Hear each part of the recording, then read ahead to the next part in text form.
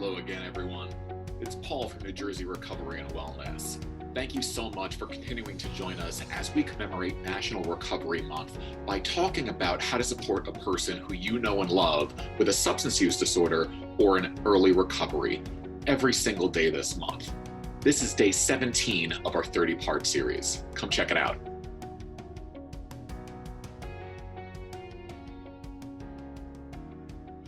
"17. Talk about triggers." There are many factors that can support the recovery of a person with a substance use disorder. And likewise, things which may make staying on track with their recovery plan rather difficult.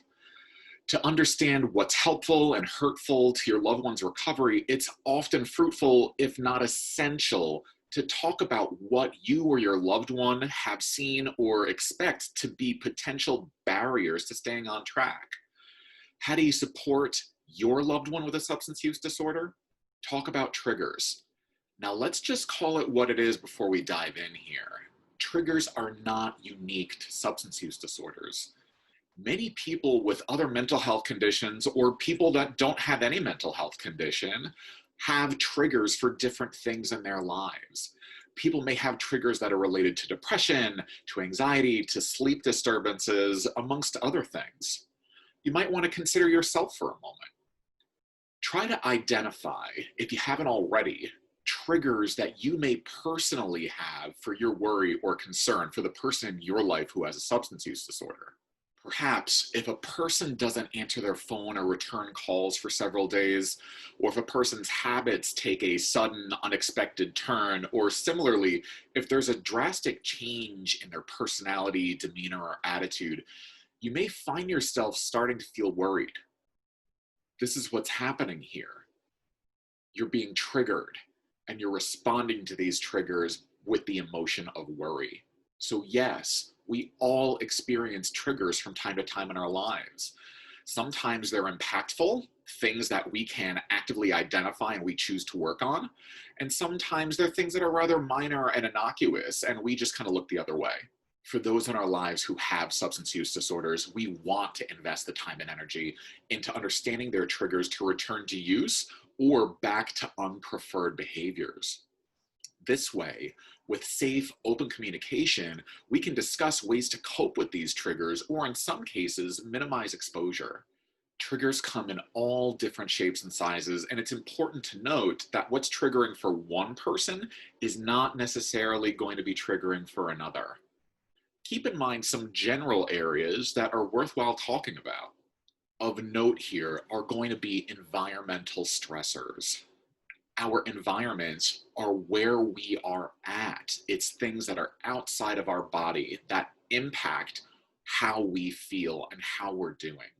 You might think about environmental stressors within your own home or your loved one's home.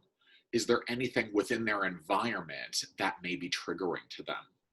For some individuals, this may be memories that are attached to specific rooms. Always knowing that I hid my alcohol in a particular room or a particular cabinet. Or, for example, an individual with a mental health condition, always knowing that they would grab a wire hanger from their closet and go into a private location and scratch themselves for a person that self-injures.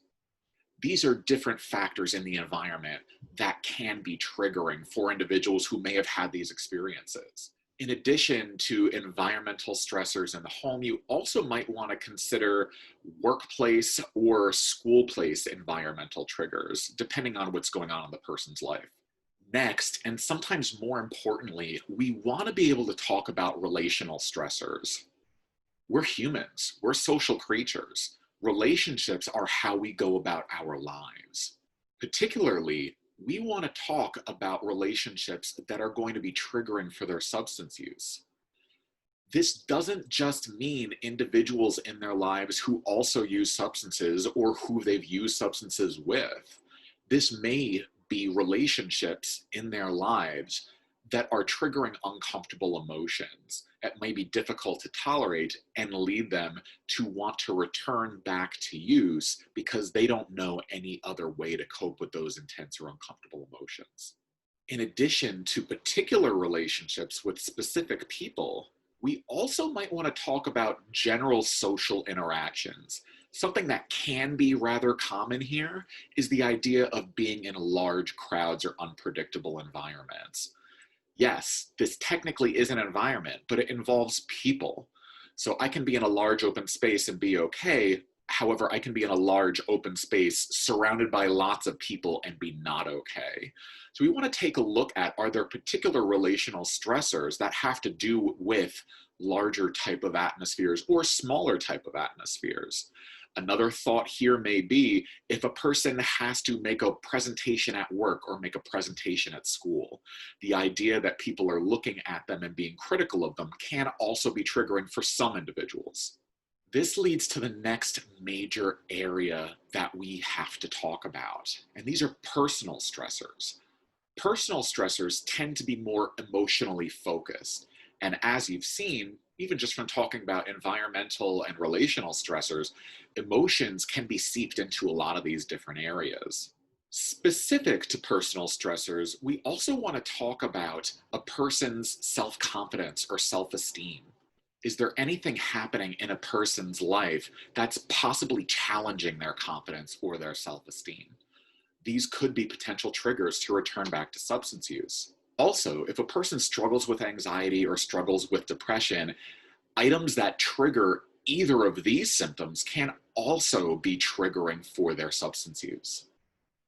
Aside from anxiety and depression, any intense emotions in general can also be something that you want to explore.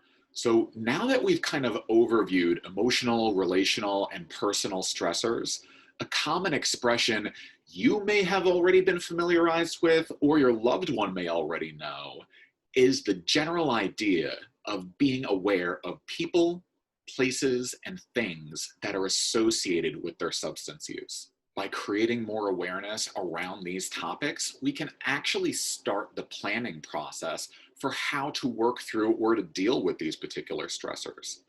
And in addition to people, places, and things, you might want to be familiar with another acronym that sometimes comes up in recovery spaces, and that's HALT. HALT stands for hungry, angry, lonely, and tired. And the idea here is we want to avoid halt. When we're feeling too much of any of these four items, feeling too hungry, too angry, too lonely, or too tired, a person may be triggered to go back out and use. And this really serves as a go-to coping mechanism. And if a person is considering making lifestyle changes, that coping strategy is no longer effective in their lives. When we're having these conversations, remember, we're approaching them with a desire to understand and empathize. Sometimes you may find yourself backsliding and trying to normalize or minimize their experience, or even argue with your loved ones about why something shouldn't be a trigger.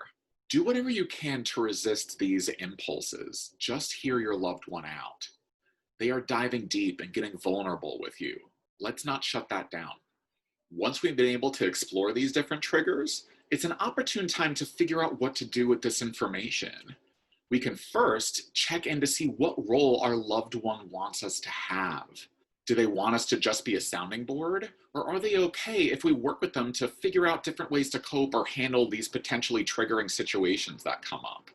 Or to see if we can help reduce exposure to these situations for things that are within our control. In addition to the central focus of talking about triggers, we're also providing an even more important helping hand. We're letting them know that they have a safe place to talk. They have a person in their lives who cares and is there to help them work through whatever they may need to on their own time, in their own way, and most importantly, without judgment.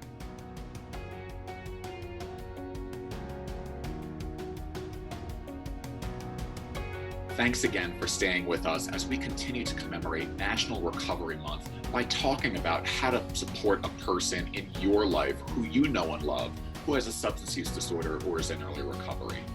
If you liked what you saw, please do click that like and subscribe and ring the bell so you can get notifications for other videos that come up in this series or other videos that we put up on this channel. Please do share this information, share this video with anyone who you think could benefit from it. Thank you so much from New Jersey Recovery and Wellness. We'll catch you next time.